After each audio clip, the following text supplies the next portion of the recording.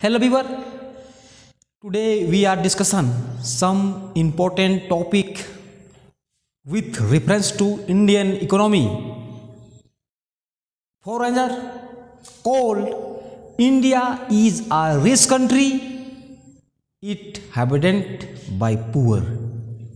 आज का टॉपिक है भारतीय अर्थव्यवस्था के बारे में। विदेशों में इस तरह की चर्चाएं होती है और हमारा देश में कोई चर्चा नहीं। भारत एक धनी देश है।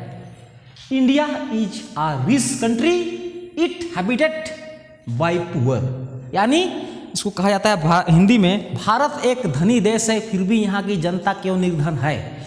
और ये प्रश्न उठती है, अगर नहीं उठ रहा है प्रश्न तो फिर हमारे लोग भारतीय लोग बेकार का जीवन गुजार रहे है ना। इसीलिए मैं रिक्वेस्ट करता हूं कि वीडियो को पूरा एंड तक देखने का प्रयास करें और वीडियो को शेयर करने में कोई भी कोढ़ियापन, फिर से कर रहा हूँ, कोढ़ी है हमारे लोग, कोढ़ी अगर अपना शब्द में बोलेंगे तो है ना, इसीलिए कोढ़ियापन मत करना, ठीक है।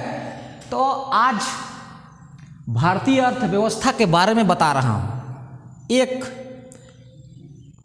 मूलभूत अवधारणा जो हमारे देश के अंदर चलता है और फिर विदेशों में, कि हम लोग गरीब हैं और गरीब रहेंगे। सबसे पहले गरीब हो और आप लोग खुद गरीब हो, आपको कारण है।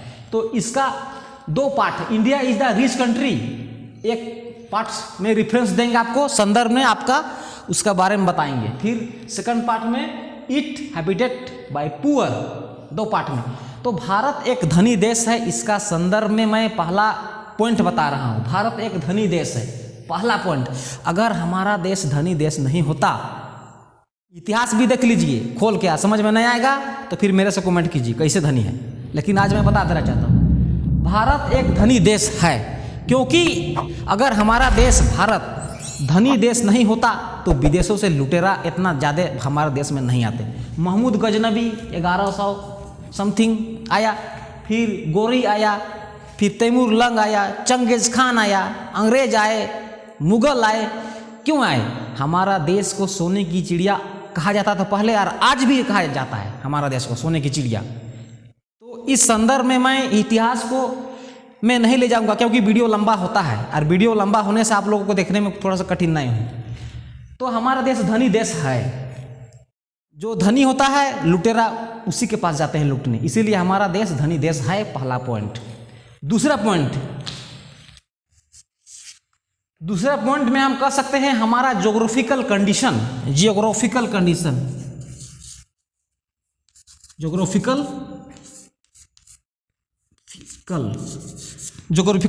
के आधार पर बता सकते हैं, हम कह सकते हैं हमारा 32.87 वर्ग किलोमीटर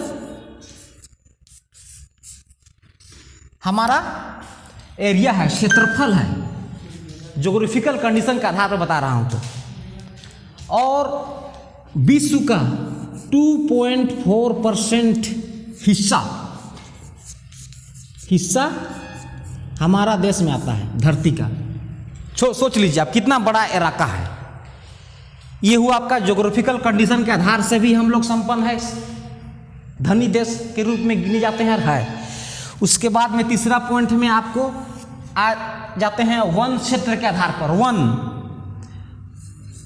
21.05 या फिर डेटा में अगर बदल गया होगा तो 35 इस तरह से आएगा % भूभाग में वन क्षेत्र है। और जहां वन है वहां उस देश का तरक्की भी होगा, क्योंकि पर्यावरण को संतुलन बनाए रखने में वनों का बहुत बड़ा हाथ होता है ना।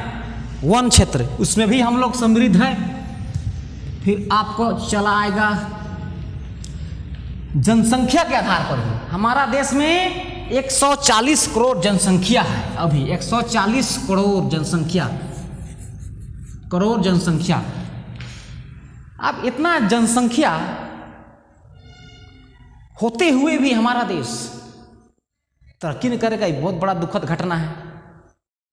जहां जनसंख्या अधिक वहां भी विकास धनी के रूप में माने जाते हैं, है ना। तो ये 3-4 पॉइंट था। अब दूसरा रेफरेंस में मैं दे रहा हूं कि हम लोग गरीब क्यों हैं। मेन टॉपिक है गरीब क्यों हैं, गरीब हो। और इसमें किसी प्रकार का कोई भी चर्चा नहीं होता है ना, कि गरीब क्यों हैं। तो हम लोग गरीब रहने का वजह एक है कि हम लोग का सोच गरीब है। सबसे पहले मैं दे रहा हूं पॉइंट, गरीब होने का सोच। सबसे पहले हम लोग का सोच गरीब कहा जाता है। गरीबी एक बड़ा अभिशाप है, लेकिन उससे बड़ा अभिशाप गरीबों का सोच है, क्योंकि जब सोच के नहीं बदलोगे तब तक गरीबी से ऊपर नहीं उठ सकते। इसीलिए गरीब हम लोग का सोच भी गरीबी के चक्र में फंसाए रहने में या गरीबी रखने में सोच में ला रहा है। फिर हमारा जो संसाधन है, खनिज संपदा, हमारा झारखंड राज्य खनिज संपदा में विश्व का अधिकांश देशों के तुलना में सबसे आगे हमारा केवल झारखंड है, सोच लीजिए। तो खनिज संपदा के मामले में भी हम लोग बहुत आगे हैं। यहाँ है कोयला, अबरक, तांबा, कांसा, पीतल, यानी दुनिया का हर खनिज संपदा हमारा देश में है। इस हिसाब से भी मैं कह सकता हूँ कि हमारा देश धनी देश है, इसमें कोई शक नहीं है ना, झारखंड की तुलना कर। फिर तीसरा पॉइंट, हम लोगों के पास पैसा कमी है, क्योंकि अंग्रेज आए हमारे सारे संपत्ति को लूट के चले गए, है ना, इसीलिए हम लोग निर्धन है। ये है, आप जाहिर सी बात, कोई हमला करके लूट के ले जाएगा तो गरीब होना है, स्वाभाविक है। और चौथा पॉइंट, हमारा संसाधन सारे, चाहे कृषि हो, इंडस्ट्री हो, ट्रांसपोर्टिंग हो, सब तरह का जो है ना, सब तरह का सुविधाएं ट्रेडिशनल है, यानी पुराना जमाना का चल रहा है, उसको चेंज करना होगा। और पांचवा पॉइंट में आपका आ जाएगा शिक्षा की कमी, शिक्षा को भी दूर करना होगा, कमी को, लोगों को जागरूक होना होगा। फिर छठवां पॉइंट में आ जाएगा पूंजी निर्माण को बढ़ावा देना होगा, यानी कैपिटल फॉर्मेशन